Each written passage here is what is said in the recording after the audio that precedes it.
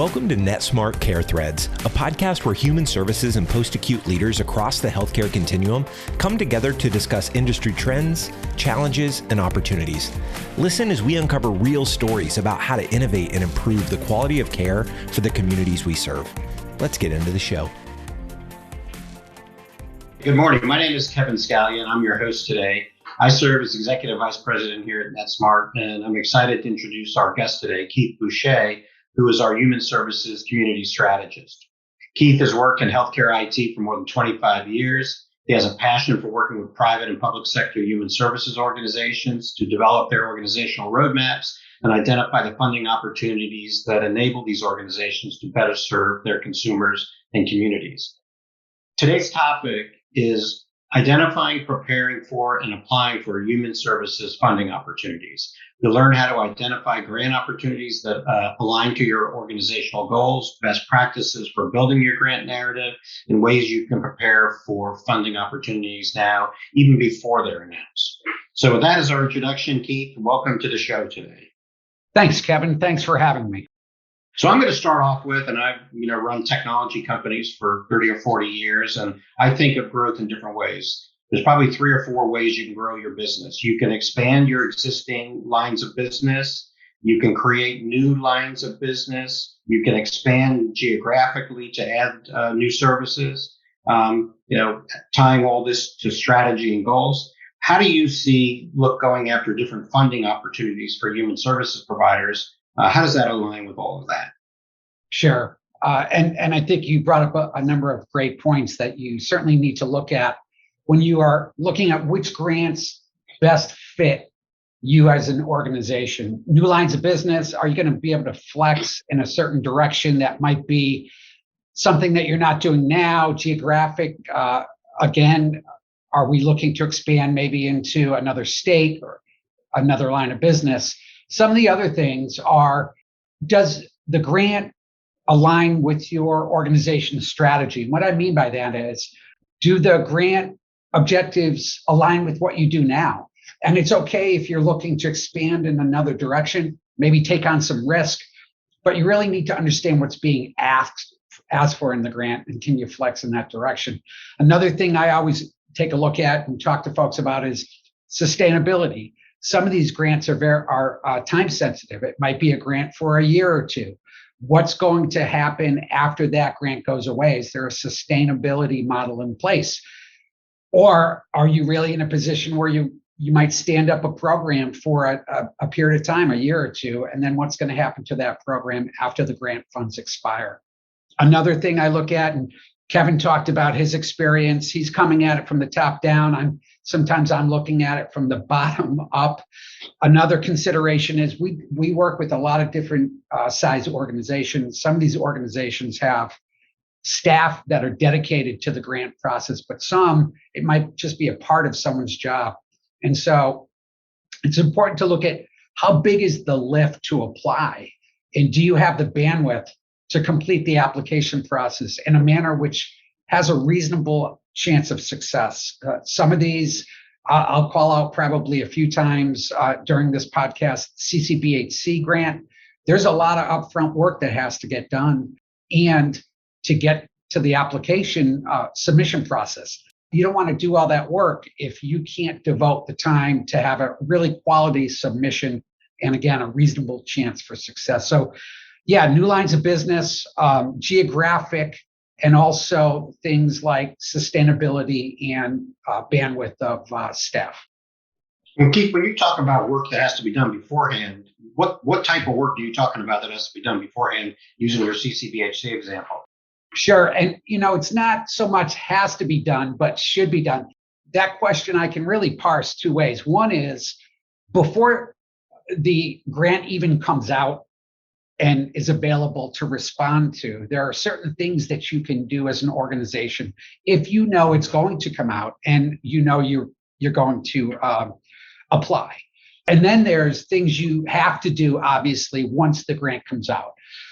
In regards to CCBHC, that's a great example. And it lends itself to some of the other SAMHSA grants as well. When you look at the CMHC, the Community Mental Health Center grant, it's very similar to the CCBHC. And so some of the things I'll say apply to both, and probably apply to more SAMHSA grants as well. But some of the things you can look at if you know you're going to apply to the next CCBHC or the next CMHC is, are there partners that I'm going to work with in order to meet the requirements of the grant? For instance, CCBHC, you need to provide 24-hour crisis care. You need to provide medication-assisted treatment, a MAT program. If you don't have those things and you're going to partner with an organization that does it, now is the time to start looking at those partnerships, start talking with community partners, putting together MOUs, delineating who's going to do which services and what parts, how is information going to flow back and forth. So those are a few of the things. There's other things that I always suggest folks do, and that is, especially for CCBHC and CMHC, is start gathering things like letters of recommendation and partnership and support from other community resources. I've seen, in the case of CCBHC, things like letters of support from the local union that perhaps works in your organization, letters from legislators, letters from health plans and other payer sources that say we support this organization in their effort to go after X grant. Those are some of the pre-work things that I would look at. And that's before the grant ever comes out. Now, once the grant comes out, there's a time limit to go and gather all these things and to apply for. When you look at certain grants, like the FCC grants that came out over the past 2 years for telehealth as part of different funding acts that came out, there were things that you could do ahead of time that are required, such as setting up certain things in the FCC website, in the USDA website, to get you pre-registered to get the grants as they come out. And, you talked about those things. One of the things that I've seen mistakes people make when they're applying for things is they don't think about it in terms of who the person is who's reviewing it. What I call the what's in it for me type of thing. So how about things like use cases and ROIs that your organization has to deliver to whoever the grant source is? How about accruing some of those things beforehand? Oh, absolutely. And what's really helpful, and I'll go back to some of the SAMHSA grants, CCBHC, CMHC, but CCBHC in particular, those don't really change over time. So when the funding opportunity announcement, the FOA, comes out, it is either identical to last year's or very close to it.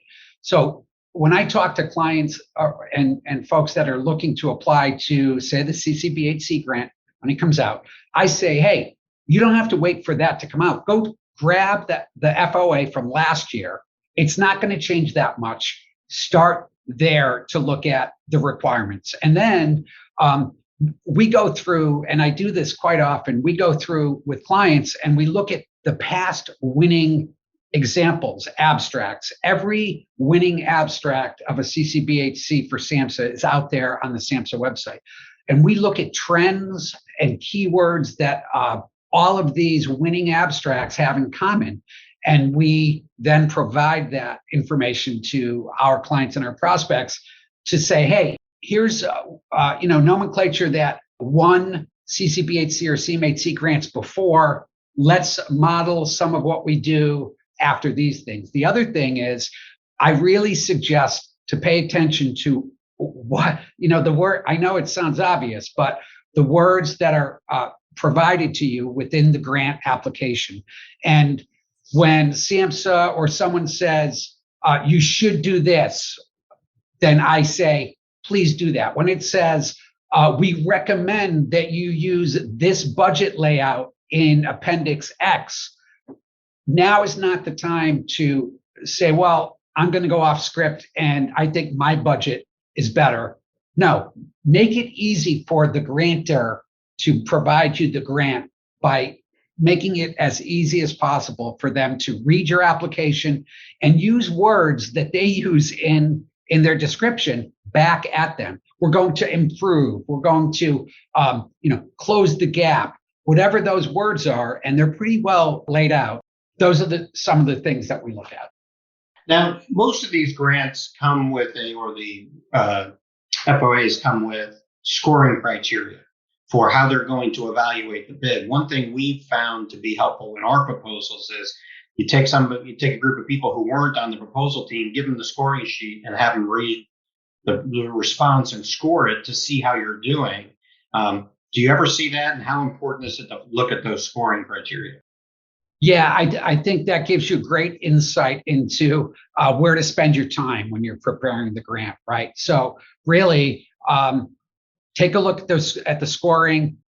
Put your arrows, put the wood behind the arrows that make the most sense. You do have a limited amount of time, so really you're going to be in crunch mode, and the scoring criteria will give you a good idea of what weight it has. The other thing that you want to do is, a lot of these grants, they're providing the funds to meet a certain need or needs. And it's really imperative that there are a few things. One is that you know your population and your catchment area. I can't make this point strongly enough.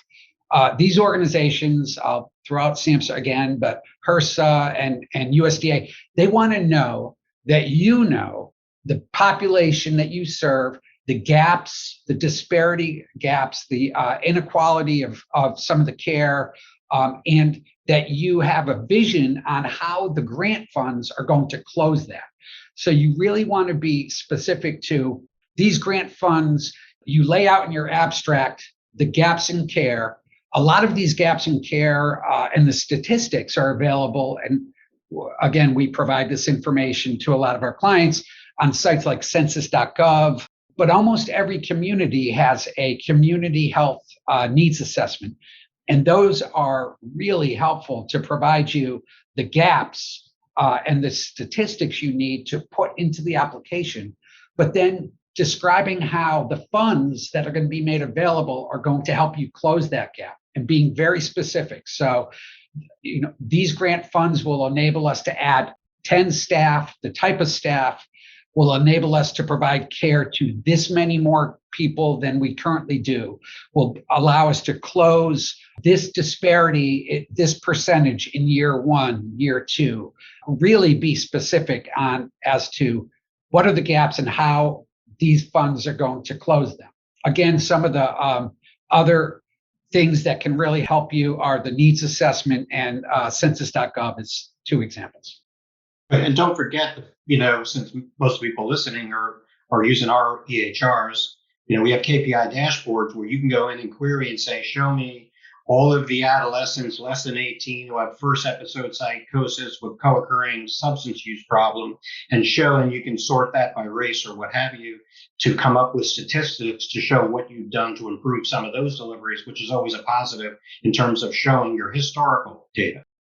Yeah, data is key. Data is key beforehand when you're applying, but then after applying, all of these grants, at least all the ones that we deal with from federal or state resources, they have requirements about reporting. And some of them, you are getting the funds to help you implement these tools, like Kevin just mentioned, and many of our clients have these tools to show these gaps and how you are affecting care and how you are changing outcomes. A lot of the grants that are coming out now from the American Recovery Program, Cures Act, Infrastructure Program, are, had their genesis in the pandemic era. So how would an organization think about, if I'm responding to something that's being driven by COVID, how should I respond differently? Sure. And again, there's a lot of public resources out there available. The internet, of course, is the tool to use, but a lot of these want to know how you've been affected by COVID, and whether it's been loss of staff, or you've had to shut down some programs, or you've had to pivot to telehealth. Again, they want to know how you've been affected by COVID. A lot of these, whether or not you're in a staffing shortage area, whether or not you're in a COVID hotspot area, and a lot of these can be found on these publicly available resources through the internet. Again, we're happy to help direct you to those different resources. Any tips or tricks for the grant narrative once you've got those impact numbers?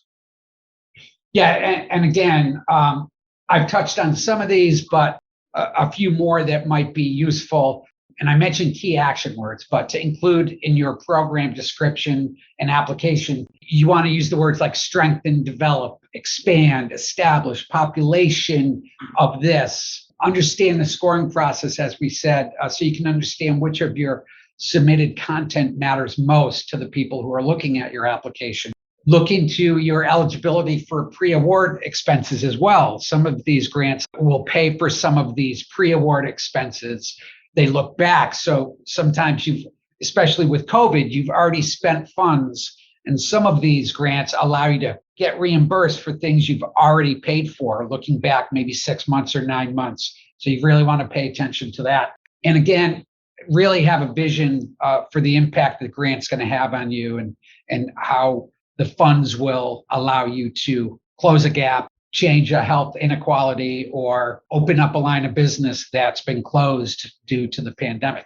I will also say, and we all know this to be true, but there's been a really great influx of funds because of some of the things that Kevin mentioned, the CARES Act, American Rescue Plan. These are time-limited funds that have to be spent within a certain period of time. And it's really incumbent upon us and states to take advantage of these dollars that are coming out right now. They're not going to be there forever. A lot of states, very surprisingly, are finding themselves cash positive when a year and a half ago it looked like dire days. And right now, a lot of folks are flush with cash. Let's put that to the best use possible through some of these grants. Yeah, and I would echo what you said about the showing your success, but also think about the reviewers and put your responses in terms of what is it that they are trying to accomplish with this grant, and make sure you address those, just not thinking inwardly of how you're going to use this money inside your organization, but really talk hard about the problems you're solving for the people who you're proposing to. Yeah, sorry, Kevin, just to echo, again, when you look at something like the CCBHC, to have years worth of winning abstracts, you can really get a flavor and a sense for what were the words and what were the focus areas, themes that seem to run through these winning grants. Yeah. And with all of this money flowing through different branches of the government, if you'd asked me 10 years ago if our clients would be proposing to the USDA or to Department of Education or Labor or FCC, I would have laughed, right? So what should people think about now as they're putting a grant together for one of those organizations versus one of the more typical SAMHSA ones that they may have been used to? You know, as you said, it's opportunities have opened up in places where we weren't historically seeing them. SAMHSA, of course, was always there. The FCC, though, funding that they administered over the past 2 years directed at telehealth, which, again, prior to the pandemic, really wasn't on anyone's radar. And so, you know, the FCC and the telehealth funding is an area that we weren't prepared, well, people weren't prepared to respond to in terms of how will the telehealth funds be used. We've gotten much better at it as the pandemic's gone on. We've helped a lot of our clients respond to the FCC grant. There were, it wasn't necessarily easy, the steps you had to follow. I myself was on the phone a number of times with the FCC to get clarification for clients on the 420 form and how to file different things. But then there's other organizations that folks on the listening to the podcast might not think about, like the USDA and HRSA. And some of these organizations a lot of them have to do now with funding for, as I mentioned, the FCC with telehealth. And HRSA, which, if folks don't know, is the Health Resources and Services Administration. They're often thought of as only providing grants for rural providers. And many of their grants historically did say you have to be in a federal rural designated area to apply. The pandemic changed that. And So when you go look at some of their telehealth grants and some of their opioid response grants, that requirement to be rural is not there for a lot of those grants. So you really need to pay attention. USDA is another one. They do a lot with expansion of broadband, which is still occurring. And again, trying to close the disparity gap, because not everyone out there has, especially in the more rural communities, doesn't have access to telehealth because they don't have broadband. Is writing responses for these different branches of the with different branches of the executive branch, is it different, writing different responses? I think, as you've said a few times during here, it's know your audience, know the different branches of government, whether you're dealing with SAMHSA or USDA, the FCC, or HRSA. It really is incumbent upon you to know what's important to that organization. It's usually spelled out in the beginning of the grant application as to within the first few pages regarding what's important to the person or the organization that's responding to your grant. Now, we've just been touching on state and federal grants, mostly federal, but especially in more metropolitan areas, New York City is a good example. There are quite a few resources as well for private grants as well. So we shouldn't disregard those, and we can help you if you are not familiar with some of those resources. But given the pandemic, I've seen in the last 2 years a lot of more private grants come out as well that are not insubstantial. I've seen one of the pitfalls people make is they assume everybody knows their acronyms. So when they talk about their ACT teams or CBTs or other things, that may be, piece of cake for SAMHSA, but somebody in the USDA may have no idea what that means. So explaining the type of services and in those examples, why you may need more broadband access is critical to explaining things to a lay audience who may not understand it. I think that's an important one too. Yeah, and I think that goes back to don't give the reviewer any reason to deny you. Make it as easy as possible, and that's follow the directions.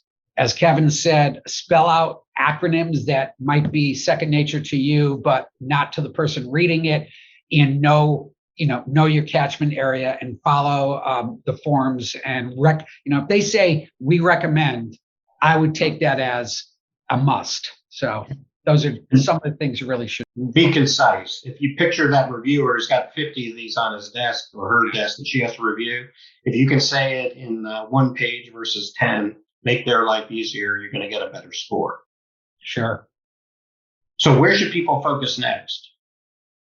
Yeah. So I would like to say COVID's has gone away or is going away, but I think we'll see another round or two of funding. So I would be getting prepared with some of the pre-work that we talked about, MOUs with community partners, getting some of those letters of recommendation. Maybe they're not even grant specific and you just have them stored from local organizations and legislators.